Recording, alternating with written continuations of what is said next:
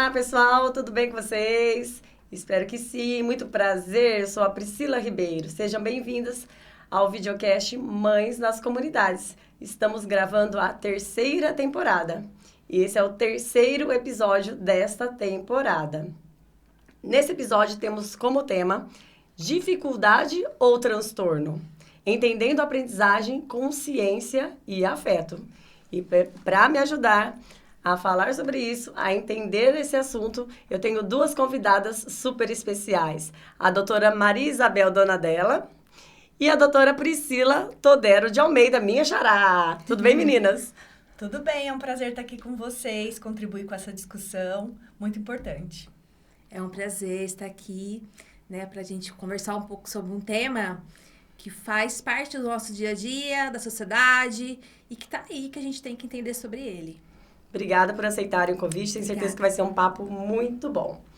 Quero agradecer já de antemão aos nossos patrocinadores dessa terceira temporada, Magnólia Doces, Mafras Eventos, Fios de Minas, Cambuí e Campinas, Luiz e Modas, Marisa Joias e Aroma Café. O nosso podcast, ele tem o objetivo de dar luz às mães. Muitas vezes, elas que só veem os filhos, só pensam nos filhos, agora é a sua vez, mamãe. Aqui também nós fortalecemos as conexões, mostramos que nenhuma de nós está sozinha. Nossa comunidade é uma comunidade de rede de apoio, de interação, de troca de experiência. E um dos nossos produtos ou ações, digamos assim, é esse videocast. Mas tem muito mais para vocês lá no Instagram, @maternoamoreterno, na nossa plataforma mãe, onde a gente pode interagir, trocar experiências, pedir e dar indicações de onde ir, onde ficar, o que fazer com os filhos. Então, aproveitem, apreciem todo esse conteúdo criado para vocês com muito carinho. Então, nós vamos falar sobre a aprendizagem das nossas crianças nesse episódio. Quando é uma fase? Quando é uma dificuldade? Quando pode ser um transtorno essa dificuldade de aprendizagem? E, principalmente, como agir diante disso? Porque eu falo que aqui a gente traz dicas funcionais. É claro que o conhecimento, o embasamento teórico, o conhecimento científico é importante. Mas para a mamãe que nos assiste, ela quer saber, e agora, o que eu faço? Né? Então, tenho certeza que as meninas especialistas vão poder ajudar muito vocês com isso. A Maria Isabel, ela é fundadora e coordenadora da Clínica Aprender com Afeto, psicopedagoga e neuropsicopedagoga, especialista em alfabetização, mestre e doutora em educação pela Unicamp, com mais de 20 anos de atuação. E a Priscila também atua na Clínica Aprender com Afeto, é neuropsicopedagoga, desenvolve um trabalho voltado para acompanhamento de crianças e adolescentes com um olhar sensível, técnico e individualizado. Sua jornada começou na física, passou pelo mestrado e levou ao doutorado em educação pela Unicamp. Hoje, com a neuropsicopedagogia, encontrou seu propósito, ajudar cada pessoa a descobrir que é capaz de aprender, respeitando sua própria forma de pensar e sentir. Ajuda os neurodivergentes a alcançar o letramento matemático e superar suas dificuldades, com mais de 15 anos de experiência. Ou seja, um currículo maravilhoso aí das meninas que gostam de estudar, estão sempre em formação e vão poder compartilhar isso com a gente hoje. Então vamos começar pelo básico, meninas, mas que faz toda a diferença pra gente aqui. Qual é a diferença entre dificuldade de aprendizagem e transtorno de aprendizagem? Quem quer falar primeiro? Eu posso falar.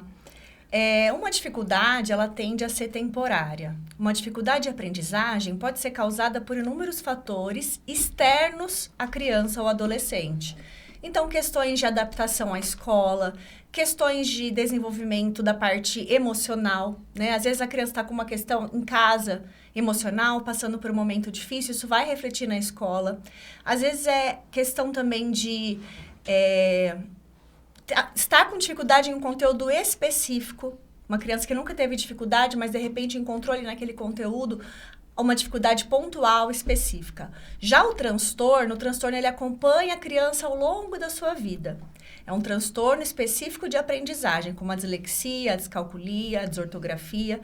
Esses transtornos, eles não têm cura. A gente consegue, na clínica, promover ações para minimizar os impactos negativos desse transtorno na vida da criança e do adolescente, com ações específicas voltadas para o desenvolvimento da criança e do adolescente. Mas a criança tende a carregar essas dificuldades por toda a vida, inclusive na vida adulta. Então, quanto antes a gente conseguir diagnosticar a dislexia, a descalculia, é melhor, porque a gente consegue intervir mais rapidamente nessas questões, enquanto o cérebro da criança ainda está em desenvolvimento. A idade ideal para a gente conseguir uma boa avaliação é a partir dos 8 anos e meio de idade. Porém, antes disso, a gente já consegue notar uma dificuldade grande da criança na escola. Às vezes a criança não quer ir para a escola, a mãe acha que é birra ou que é preguiça, e às vezes é alguma dificuldade que está ali por trás. Então, a gente tem que estar sempre atento ao desenvolvimento da criança, aos marcos do desenvolvimento, para ver se a criança está acompanhando bem. E, em casos de dúvida, procure um profissional como nós, as neuropsicopedagogas. Certo. Você citou já o nome, então, de alguns transtornos aí, para a pessoa que está nos assistindo, que não sabe o que é.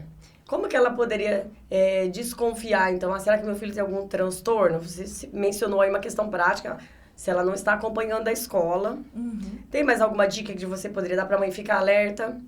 De saber se o filho dela pode ter ou não algum transtorno? E a quem ela deve procurar? Seria, então, a neuropsicopedagoga ou tem algum outro profissional que pode ajudar nesse diagnóstico? Tá. Às vezes, o próprio andar da criança nos dá indício, né, que ela tem aí um TEA, uma possível neurodivergência.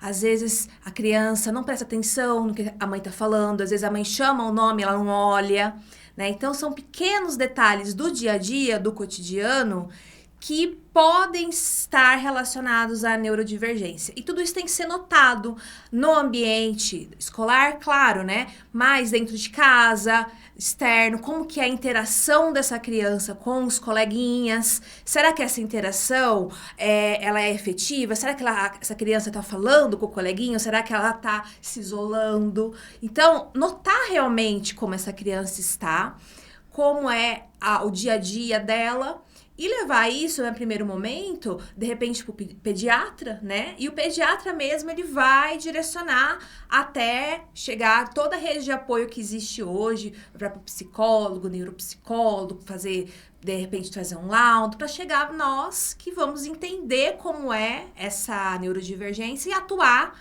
de forma a minimizar e ajudar essa criança a crescer. Sim. A gente sabe que tem profissionais específicos que dão esse diagnóstico, mas todo mundo que convive com a criança pode ajudar ali nesse olhar cuidadoso. Sim. Né? Eu sou professora de educação física em escola, isso que você falou do jeito de andar, como ela caminha. A gente observa muito, por exemplo, a criança, geralmente do espectro autista, ela anda na ponta do pé. Sim.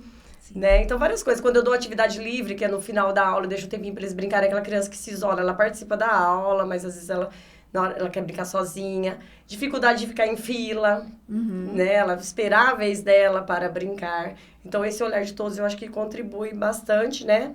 E a gente vai falar um pouquinho daqui a pouco da parceria da escola e a família. Mas se vocês puderem ajudar as mamães a entender o que é dislexia, descalculia e disgrafia, acho que alguns termos que vocês trouxeram aqui hoje, tem como dar uma explicadinha, assim, pelo menos por cima, para elas entenderem a diferença de uma para outra? Sim, o DSM-5, que é o último DSM, né, onde constam as questões do CID médico. Que descrevem as doenças e os transtornos. Exatamente. Ele agora classifica qualquer uma dessas dificuldades específicas de aprendizagem como transtorno específico de aprendizagem, né, no DSM-5. Mas a gente sabe que existe uma subdivisão ali. A dislexia é uma dificuldade em que áreas do cérebro da criança, isso já foram feitos inúmeros exames, vários testes, muito estudo, muita pesquisa, e mostram que eles têm pouca atividade em algumas áreas do cérebro, principalmente ligadas às questões dos fonemas, da tradução daquele código escrito para o som da palavra. Então, a criança tem prejuízo na leitura, principalmente na questão da fluência leitora, no ritmo da leitura, e essa dificuldade em ler acaba causando uma dificuldade em entender o que está escrito. Porque se a criança não lê bem, ela não vai entender o que ela está lendo, né?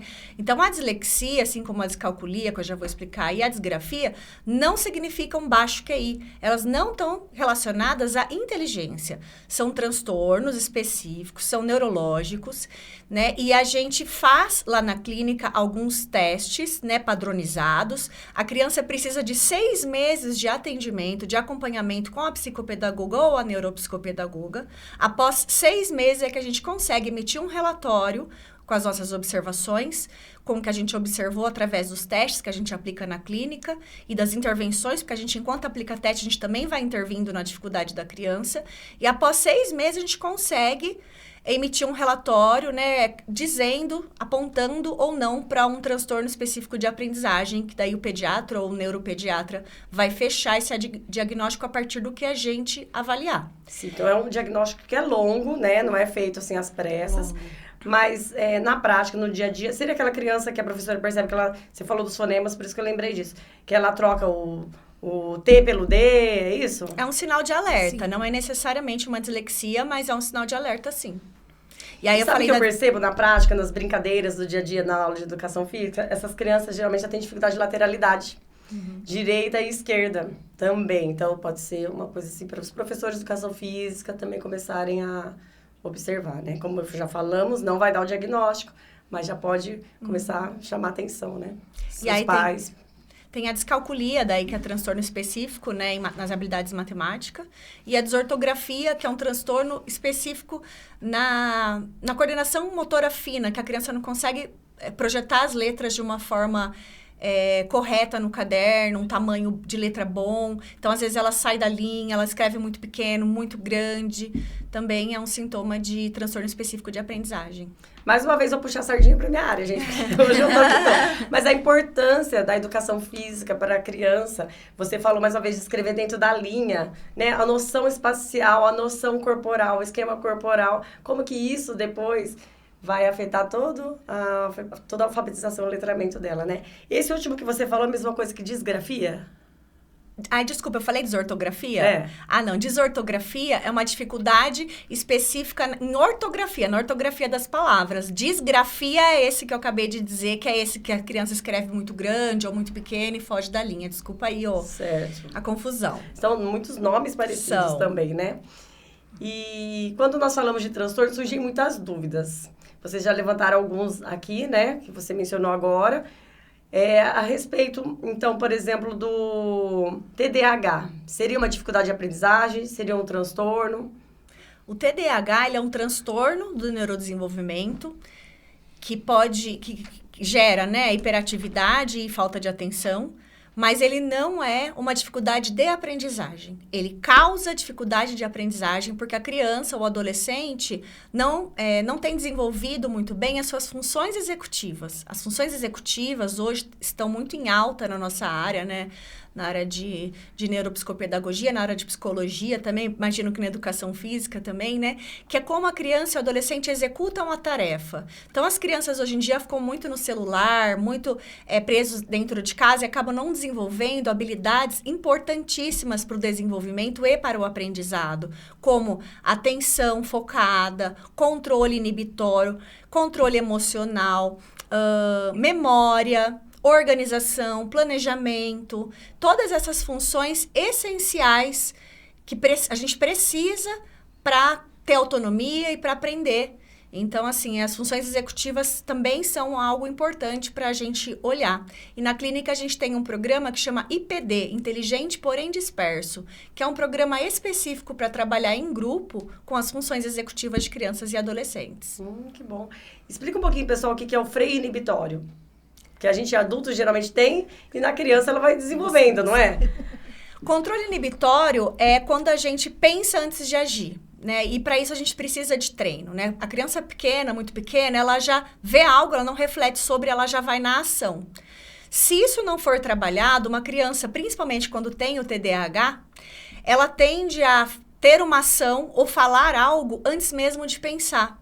E isso prejudica o aprendizado, prejudica inclusive as relações sociais dessa criança. Ela pode se meter aí muito em encrenca, né? Por conta da falta desse freio aí. E alguns adultos, né? Com certeza. Que agem por impulso, muitas vezes, e jogam uma cadeira no outro, por exemplo. que não tem ainda esse controle inibitório, né? E a gente vê, assim, várias situações do dia a dia, coisas simples, como esperar o outro terminar de falar, né? O professor, às vezes, acontece muito comigo, às vezes estou dando aula, e aí a gente faz uma lousa, aí vai explicar a lousa. O professor nem acabou de explicar, eu não entendi nada, né? Então, assim, é esse esperar, é essa calma, é esse saber o momento. Então ela está relacionada com a ansiedade? Tá, sim. Tá relacionado. E a gente vê hoje, né, o jovem, a criança com níveis altíssimos de ansiedade. Exatamente porque nós não vivemos mais o mundo que espera, né? Antigamente, como que as coisas aconteciam, né? A gente tinha que falar com alguém. Então, a gente tinha duas opções. Ou a gente ia à casa da pessoa, mandava uma carta. Pronto, né? Depois vem o telefone. Vamos ligar, mas nem todo mundo tinha telefone. Tinha que esperar transferir tinha que a esperar ligação. transferir a ligação. E nem todo mundo tinha telefone, às vezes eu não encontrava a pessoa em casa, tinha que deixar um recado. Hoje é tudo instantâneo, né? Só que o ser humano, ele não sabe lidar ainda com o instantâneo. O instantâneo existe, mas o nosso cérebro, ele não foi desenvolvido para o instantâneo. É necessário que a gente tenha um percurso de aprendizagem. É necessário que a gente passe pelo processo, né? Por isso que nós temos vários países voltando a questão de como era antigamente, né? Tirando, não é excluir a tecnologia, a gente não pode excluir, claro, mas a gente pode fazer mesclado, né? A gente mescla os dois, faz como era antigamente, o básico, e depois sim vai evoluindo aos poucos, né? Até que a criança tenha a percepção que a tecnologia, apesar dela ser instantânea, ela tem que saber esperar. Né? E isso está no mundo todo. Tanto é que agora, recentemente, a gente foi aprovado o ECA Digital, né? Mostrando principalmente essa importância, né? Que a tecnologia, ela tá no nosso mundo, mas ela não é algo sem lei, né? E sem regra e de qualquer forma. Muito bom. Eu queria falar um pouquinho sobre o diagnóstico, né? Porque eu sei que o objetivo de um diagnóstico não é rotular uma criança, né, e gerar estereótipos, apelidos ou algo do tipo. É com o objetivo de ajudar essa criança, sim, né, de trazer benefícios para ela, como as terapias. O diagnóstico, para vocês acham que o diagnóstico muda o caminho da criança? Sim. E depois do diagnóstico, então, se vocês puderem descrever, por exemplo, como que é uma sessão clínica lá na clínica de vocês, né, como que é feita a intervenção, que tipo de materiais vocês usam, a questão da ludicidade, para ficar bem claro para as mamães que estão assistindo, porque muitas vezes ela recebe um diagnóstico e abre-se um buraco na vida dela, né? Então, mostrar como a terapia é importante, como ela é realizada e os benefícios que vai trazer para o filho dela. O diagnóstico, na verdade, né, ao invés de abrir um buraco, deveria abrir uma janela, porque a partir do diagnóstico a gente começa a trilha com aquela criança numa direção mais segura. Porque antes do diagnóstico, a gente até, lógico, pode fazer e faz inúmeras intervenções, tanto que a dislexia é só depois dos 8 anos que a gente dá o diagnóstico. Mas a gente já percebe algumas dificuldades e atua. Mas depois que a gente percebe, por exemplo, que a criança tem a dislexia, a gente consegue entender melhor o funcionamento cerebral e ter ações mais direcionadas a essa dificuldade específica. A gente consegue um número de acertos ali nas sessões muito maior, porque a gente entende aquele cérebro. É a mesma coisa para a escola, né? Quando a gente entra em contato com a escola e envia um relatório dizendo do diagnóstico, a escola entende a criança. Então, o diagnóstico, ele é o início de um caminho para um tratamento. Então, assim, é muito positivo um diagnóstico no nosso ponto de vista. Meio que justifica, né, alguns comportamentos. A gente fala, então por isso que ela faz isso e isso. É por isso que ela é assim, né? E sobre as sessões? E é essencial, né, nós termos um diagnóstico na mão para conseguir trilhar um caminho, né? É como uma doença médica, igualzinho, né? A partir do momento que sabe que tem uma doença, sabe qual medicação tomar, sabe como que vai ser o tratamento.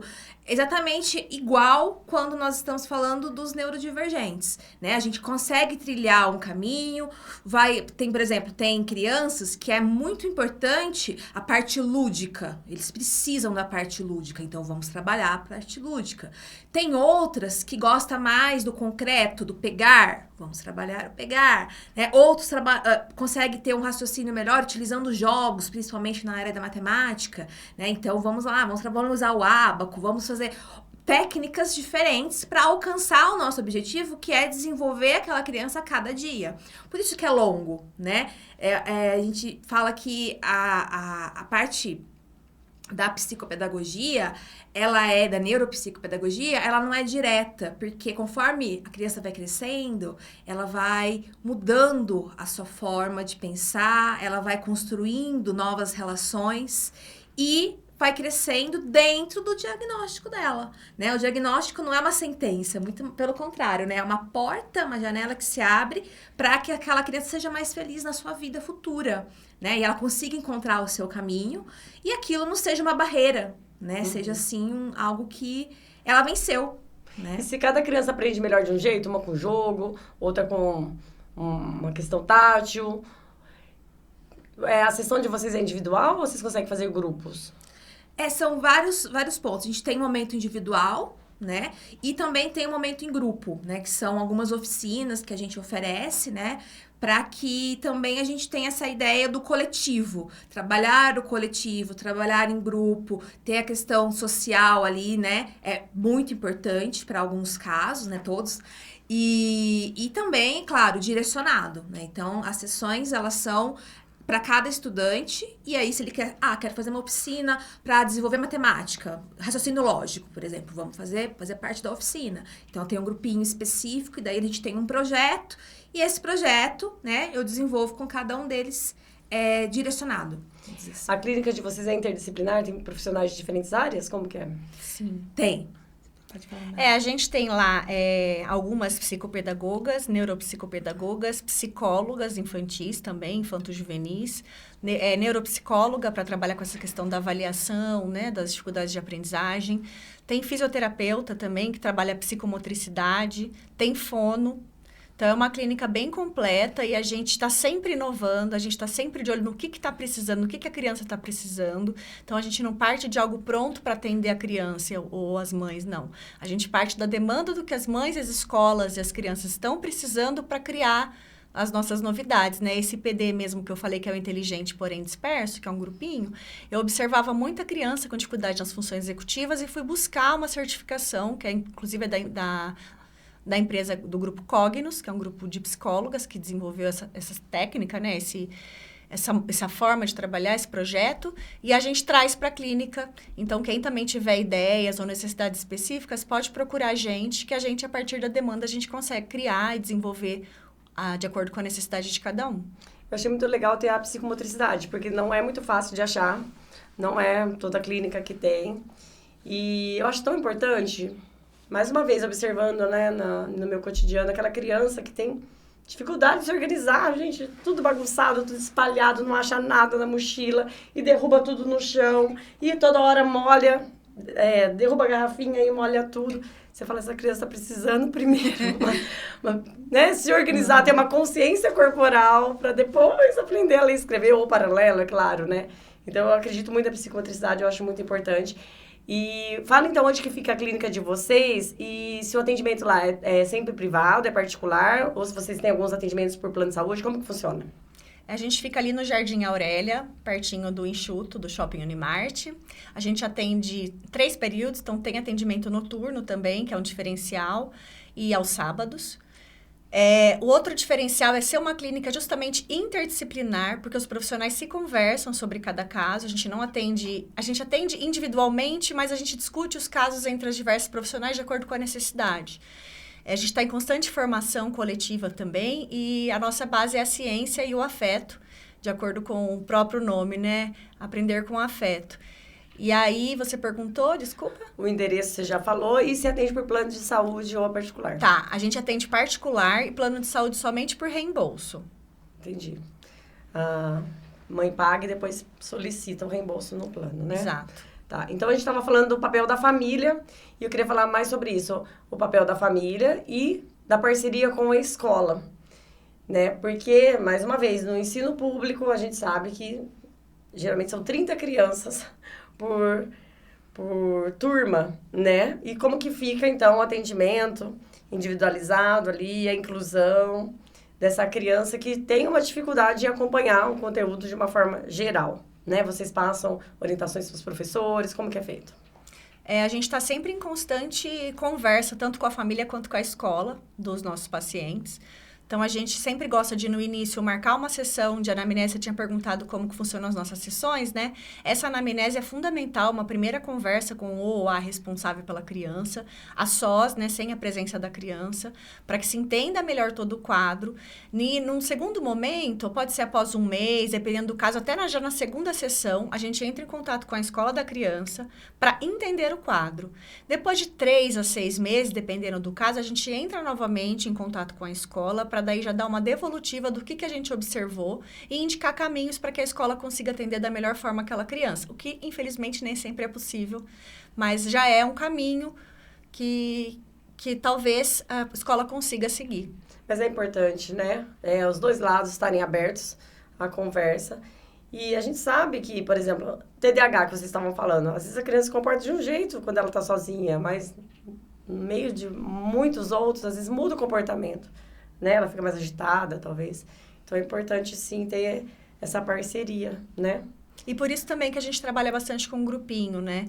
Os grupos, eles são o meio mais real de vida da criança, né? Porque a criança, na escola, ela vai ter contato com pessoas, na rua ela vai ter contato com pessoas, depois mais pra frente no trabalho ela vai ter contato com pessoas. Então, o grupinho a gente também acredita que é um contexto bastante importante para que a criança tenha esse desenvolvimento. Sim. Vocês queriam contar mais alguma coisa, compartilhar mais alguma coisa? Agenda, faixa etária que vocês atendem. Agora eu vou deixar livre para vocês, tempo. Quer falar mais alguma coisa, Pri? Pode falar. A gente atende a partir de 4, 5 anos de idade. A nossa agenda, como eu falei, ela é bem ampla. A gente começa às 7 da manhã e acaba 9 horas da noite, né? A gente tem profissionais que atendem mais à noite, profissionais mais à tarde, mas a gente está sempre atendendo, sempre de portas abertas para receber as famílias e as crianças. E eu penso que é isso, assim, acho que o aprendizado é para todos, a gente acredita muito que todas as crianças são capazes de aprender, e é nessa linha que a gente segue. Não existe um indivíduo que não aprenda. Se ele não está aprendendo, é porque tem algo ali que ele precisa aprender antes de aprender aquilo que a gente quer que ele aprenda. E aí a gente segue com as inúmeras técnicas, com muito estudo, com muito material, e muito profissionalismo e muito afeto também para atender essas crianças e famílias. Qual que é o Instagram de vocês mesmo? @aprender_com_afeto e o site www.aprendercomafeto.com.br. É isso aí, gente. Entrem lá, conheçam mais o trabalho das meninas, chamem no privado, tirem as dúvidas, tenho certeza que elas vão atender vocês com muita atenção. E nós agora vamos ser empresa filha da Unicamp. A partir da semana que vem, a gente vai conseguir o selo de empresa filha da Unicamp, que vai ajudar a gente a ter mais parceria com a universidade, tá sempre se inteirando aí dos estudos. Como funciona isso? É encaminhamento de... Não, a gente faz um cadastro, como a gente é da Unicamp, a gente consegue esse cadastro diante de um grupo de empresas da Unicamp, e aí a gente faz a parceria lá com o pessoal da Unicamp para poder ampliar e melhorar ainda mais os nossos serviços. Mais voltado para a formação dos profissionais ou encaminhamento de crianças para vocês atenderem? A Unicamp não encaminha. É um grupo de empresas, de empresários, filhos da Unicamp, né? São chamadas empresas júnior. Sim, sei. É uma rede, É uma rede. De empresas voltadas ao atendimento de crianças e adolescentes. Tinha a empresa júnior mesmo. Eu lembro da gente fazer algumas ações através da empresa júnior. Legal. Lembrando que, assim, a nosso trabalho, ele é uma parceria sempre entre família, escola, clínica, né? E o afeto, né? A parte emocional, ela é uma parte extremamente importante. Antes da gente começar a ensinar algo, a gente precisa fazer parte, né? A gente precisa entender aquele ser humano, a gente precisa descobrir as habilidades para poder trabalhar as dificuldades, vamos dizer assim, né? Então, o afeto, que faz parte do nome da empresa, é extremamente importante, é nisso que nós acreditamos. Eu achei muito bom o nome de vocês, esse embasamento que vocês fazem, tanto teórico, a ciência, é claro, não teria como não ser assim, né? Trabalhar com método científico, com testes validados, e essa parte relacional, né? Do vínculo com a criança, porque se você não tem um vínculo, não caminha, não vai pra frente, né? Sim. Eu falo que o atendimento só faz sentido se a criança estiver gostando de estar ali. Porque se ela não estiver gostando, ela tiver contragosto, ela não vai aprender, porque ela não vai se sentir motivado. E o que leva ao aprendizado é a motivação.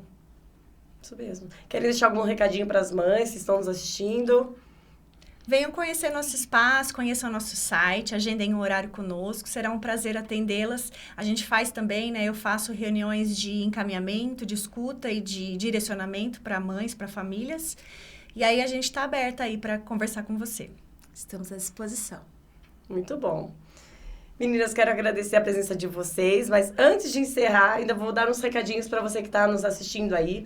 Se você ainda não conhece esse material, é um e-book que eu escrevi no ano passado, aqui eu trouxe a versão impressa para mostrar. Mães das comunidades entre fraldas, tarefas e negócios. A partir dele, me inspirei a criar esse videocast aqui com o mesmo título. Aqui eu compartilho minha experiência como administradora de uma comunidade que já vai fazer 11 anos. Então eu trago dicas de como aproveitar da melhor forma as comunidades das quais a gente participa. Porque eu sei que todo mundo está em vários grupos, seja de WhatsApp ou grupos físicos, né? Grupo da igreja, grupo do bairro, do condomínio. E muitas vezes a gente está ou só de corpo presente, não participa das discussões, não interage com ninguém. Ou a gente não está tirando o que a gente poderia aproveitar de melhor daquele grupo. E o contrário também. Será que a gente está oferecendo o melhor de nós para as pessoas com as quais a gente convive? E se você quer criar o seu grupo, por onde começar? Então, aqui eu trago várias dicas sobre isso. É um material interativo, então, ao final de cada capítulo, tem perguntas para reflexão. Ó, por exemplo, estou cercada de apoio? Quando mais precisei, quem esteve comigo? Porque esse capítulo fala sobre rede de apoio. As comunidades podem ser importantes redes de apoio, não é mesmo? Então, está disponível no KiwiFi, é um preço super acessível. Acessem lá. Também queria falar para vocês que no mês que vem, em abril, nós estaremos no Seminário de Mães, mais uma vez, uma caravana de mamães da comunidade participando desse evento que é maravilhoso, que eu adoro falar sobre ele. São mais de 1.000 mães participando durante um dia inteiro lá em São Paulo, no Espaço Frei Caneca.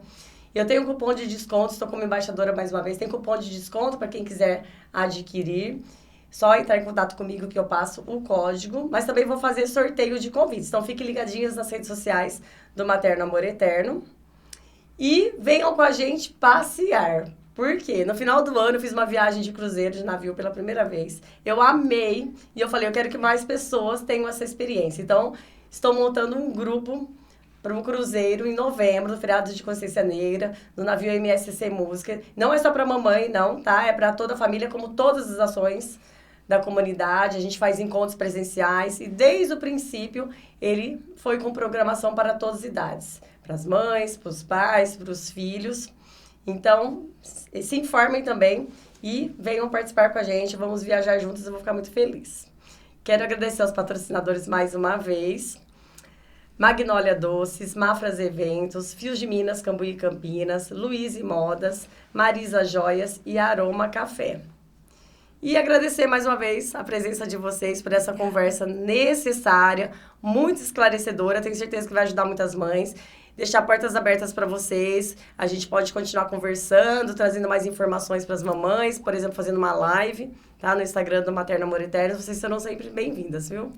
Obrigada pelo convite, Obrigada, a gente agradece e parabéns também pela iniciativa. Obrigada.